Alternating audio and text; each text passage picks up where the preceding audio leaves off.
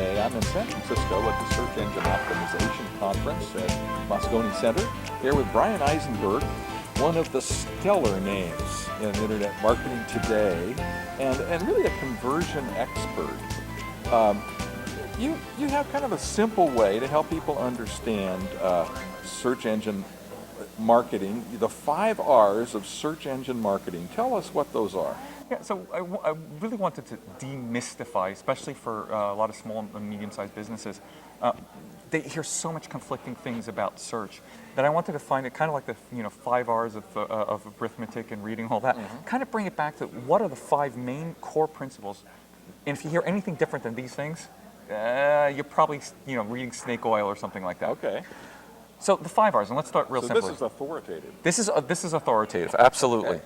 So number 1, it always has to be about relevance. Relevance. Right. Right. The search engines, their goal is to match the user with what is going to be the most relevant content related to what their query is. That's the first thing. So how do you make sure you have the right content that's speaking to what people are interested in? So that one we hear all the time. That makes a ton of sense. Relevance. Number 2 is reputation. Okay? And so reputation is about developing a reputation for having good content in the search engines. Who's saying you have good content? Who's linking to you saying you have good content? The more you create good content, develop a reputation for it, especially in social networks and linking and friendly, people clicking on a Google result, let's say, and going to your page and staying there for a while, you develop a reputation for providing quality, relevant content. It's interesting the way you're using reputation, because we often think about getting a good reputation with our customers, but getting a good reputation with the world that is searching is done by getting links to you, maybe from your customers, but others that recognize that what you're doing is a good thing. You've actually had something very, very important in one of the new triggers that Google has been using. They made a recent announcement about this, and they've added a lot, is those recommendations by customers. We also call them reviews online. And if you're starting to notice that when you do results, they're actually showing some of the paid results with ratings and reviews of the retailers. And so you'd need to focus on reviews today and getting those published online and all of that, and whether they're video or audio or written reviews, and through some of the main popular sites, you definitely want to focus on building your reputation, right? Which brings me relevance, reputation, and what's next? Which brings me to that third one, which is the reputation has to be about being remarkable. Okay, people don't comment about stuff that's ordinary. You have to be remarkable, remarkably good, remarkably bad. That's when they comment.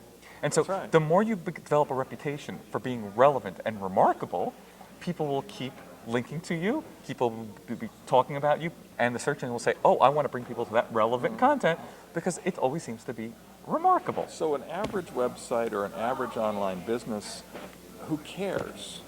But if it is excellent, then people will take note. Exactly. And I think that's something that small to medium businesses sometimes forget. Average won't work. It's got to be really good to get noticed. That's exactly it. That's exactly it. And it could be one little thing, and that's okay. But if you're remarkable in that one little thing, that's terrific. And that's one reason I think that small to medium businesses need to do niche marketing, because you can't excel in everything if you're small. Unless you have all the resources in the world, and small businesses don't have them. But you can excel in your narrow niche if you're willing to put in the extra effort. Well, I mean, I think a great example of this is just the rise of like Zappos over the last few years, right? They focused on creating excellence in culture and excellence in customer service. And through culture, they developed people who loved what they were doing. And that created a billion-dollar company just in a handful of years. So we've got relevance and reputation and remarkability. Which brings us to the fourth one, which is, especially for online, is readability. Readability. And readability, both from a search engine point of view, are you formatting your content in the way the search engines can read it? That's obvious. Or do you have your title tags correct and your headlines, and are they marked up correctly, with their header tags and all of that? But the same thing is in terms of people want to read things online, you want them to share things online. What I found is the easier you make it for them to digest the content, especially because we're so busy today, you want to format it also for readability. And that formatting of chunking things up into headlines and bullet points and mixing up with interesting graphics and infographics, which is becoming so popular today, really cause people to say, that's remarkable content, I want to share it, builds a reputation, and on and on and on and on and on. Back in, I guess it was 2001, I did a readability study of typefaces and type sizes. Correct. And what I'm seeing today is a trend toward tinier type on websites that, now maybe it's just because I'm getting older, but Maybe, yeah, I don't think that's just it. I think that designers work with big screens and don't understand that tiny doesn't make for readability, and readability is one of the 5 Bryan Eisenberg R's of search engine marketing. And it's hard to share things if you can't read them. And I think where designers are going to have a hard time is how many people are accessing those websites today on mobile. Yeah. And so it's really going to become a major, major consideration. So what's number 5? So number 5, I think, is an interesting one, and this is sort of a conflicting one in a way, because yes, you talk about working in a niche, and I think that's so critical, but number 5 is your reach, right? And so if you're trying to sell, wooden shoes today, right, to teens, you're probably dealing in a very, very, very small niche. It's going to be very hard to attract a lot of attention and a lot of links, right? And so you need to understand: are you dealing in an ocean? Are you fishing in a puddle, or are you fishing in the ocean? And so when you're developing your content, you need to figure out, okay, what reach am I trying to achieve? Because you're not going to get strong links and strong popularity from something that's so niche and so narrow that they're only interested in the puddle. You need to find things that have bigger reach that people want to accept, and that's how you start building your reputation. Okay.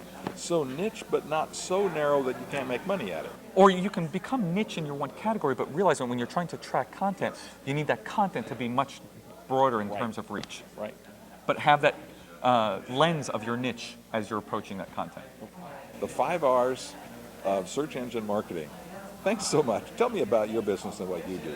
So right now I'm a professional speaker, and I consult a little bit to companies. I love sharing ideas about how to persuade people and what makes people do the things they want to do online.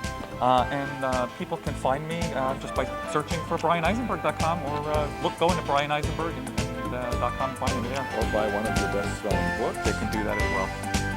Thanks so much. This is Ralph Wilson with Rad Marketing.